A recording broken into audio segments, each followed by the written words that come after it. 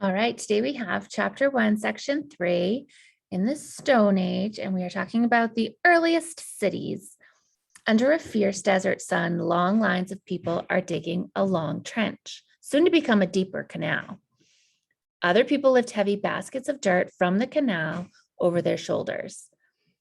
They dump the dirt near the river where another crew of men is building a huge earthen dam. These are some of the world's first construction workers. They're building an irrigation system. Irrigation system is a network of canals to supply land with water from another place. One person directs the work at each site. Like the big construction projects of today, the job takes teamwork. Soon the dam will hold the spring floodwaters of the river. A group of people are building wooden gates in the dam. Officials will open the gates in the dry summer.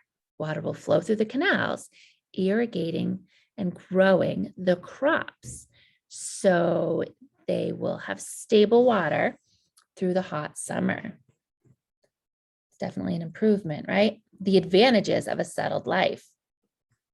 Farming and raising animals is much harder work than hunting and gathering. I know we've talked about this, it's still true. However, it had far greater rewards. So a lot of people thought it was worth it. Producing food allowed people to have a steady supply of food around. This meant they could stay in one place.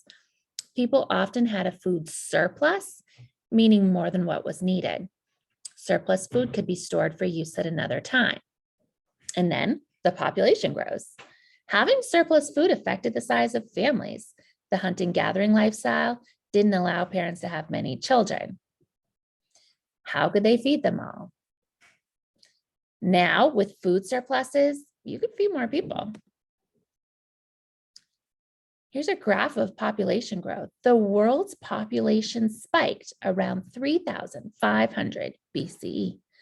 Larger families brought rapid population growth.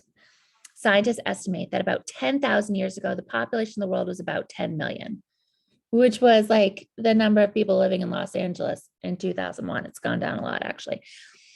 But by 7,000 years ago, many people had settled into the farming lifestyle, and the population had grown from 10 million to 66 million. It's quite big, right? Early villages and towns. People lived in the Stone Age farming settlements for many centuries before towns developed. Gradually, as the population increased, settlements grew larger. Food surpluses, and people didn't have to spend their days all day long producing food. Some people were able to switch from farming to other types of work. For example, some people became artisans or workers who are especially skilled at making an item like a basket or leather goods or tools or pottery or crafts. You see an early Egyptian civilization. Nope, what are we looking at here? It looks Mesopotamian to me. All right, here are some cities that grew up in the early days of civilization. So we have the Nile in Egypt, civilizations along in Mesopotamia along the Tigris and Euphrates rivers, civilizations in India along the Indus and Ganges rivers, and civilizations in China along the Huanghe or Yellow River. The growth of cities. Not all early farming settlements grew into cities. Cities could develop where rich soil created a large surplus of food. People also needed a dependable source of drinking water and materials to build shelters. Some of the earliest cities grew up along big rivers such as the Nile in Egypt, the Tigris and Euphrates in Iraq, the Huanghe in China, the Indus River in Pakistan. Cities grew there because the soil for farming is rich and fertile near riverbeds, right? There are Stone Age city ruins in the village of Skarbray on one of the Orkney Islands. You may recognize it from the Star Wars movies. These are the islands that are north of Scotland, and they're so green and pretty. Archaeologists think that the farmers and herders settled there around 2000 BCE. People used stones to build shelters for themselves, their cattle, sheep, and pigs. Builders spent their days tending their animals, collecting shellfish, hunting, making pottery, and repairing their buildings. Experts think that a violent storm struck the area, causing the villagers to abandon Skarbray. It's like the downside if there was some sort of huge violent storm that involved water, then those houses are going to fill up with water, aren't they? Early cities were different from farming villages in some important ways. Cities were larger, of course, but they also had large public buildings. There were buildings to store surplus grain, buildings for the worship of gods, and buildings where people could buy and sell goods. In villages, most people were farmers, but in cities, workers had a wide variety of occupations, meaning jobs, right? Most worked at a craft. As new skills developed, so did new occupations. And then governments formed. As the populations of these cities grew, so did the need for rules. Someone needed to be responsible for keeping order. Others had to settle disputes to manage things like irrigation or to manage public works like irrigation projects. People developed governments to keep order in their societies and to provide services for the people. The first civilizations. Over time, new Stone Age societies grew into civilizations. A civilization is a society that has its own cities, its own essential government run by official leaders, and workers who specialize in various jobs. That's a really big definition. If you want to copy and paste that into your notes, that's okay. Reword it if you think you can shrink it up a little, but still maintain its essence there. But civilization is complicated, right?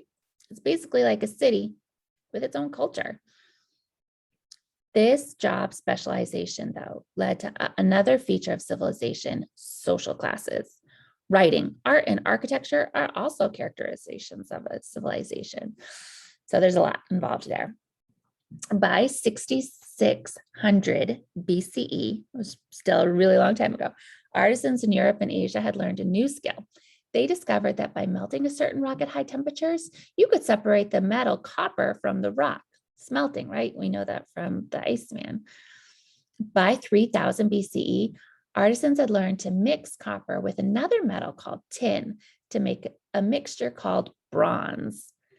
Because bronze was much harder than copper, it had more uses, like weapons and tools and helmets and shields. Thus began the Bronze Age, or thus the Bronze Age began. Here's some bronze nails for you. Prehistoric people strung pebbles and shells and bones and feathers to make necklaces. But when people learned to work with copper, they started making copper jewelry. By about 3000 BCE, they learned to use gold. Archaeologists found gold jewelry in prehistoric cemeteries in Eastern Europe and in ancient tombs in Southwest Asia and in Egypt. Trade helps civilization spread, for sure, right? It just makes sense as a title anyway. Traders took valuable items such as pottery, tools, weapons, baskets, glass, and spices to faraway cities. They traded these items for food and goods that people at home wanted. By about 3500 BCE, some civilizations had developed a simple but amazing invention: the wheel and axle. With the wheel and axle, trade goods could be loaded into carts now, and they could be pushed through the cities to market. More goods could be transported further away more easily. Trade over water also developed with the Phoenicians. Merchant ships could now carry goods across seas and rivers. With all this travel, people of many different cultures came into contact with one another. New tools and ideas from one society soon spread to others as people from different places traded information and ideas along with their goods. And from this civilization piece, social classes also developed, because now we have both artisans who are making money as artists, like they're making stuff, right, and selling it in the cities. Plus we have merchant traders who are going off to other places and trading and making big money too, and then coming home and selling stuff that they've got at the other cities and making big money. So we have some people making some big money. Growing trade links brought new prosperity to the cities. This led to another major change in society: the development of social classes. You see the triangle there. A social class is a group or class made up of people with similar backgrounds, wealth, and ways of living. In the large cities, the king was by far the most powerful person, but they were just one person. And in Egypt, Pharaoh, because it may have been a queen. Next in importance were two classes of people. One was the priest of the city's religion. The other were the nobles, the government officials, and the military officers. Below them were the artisans,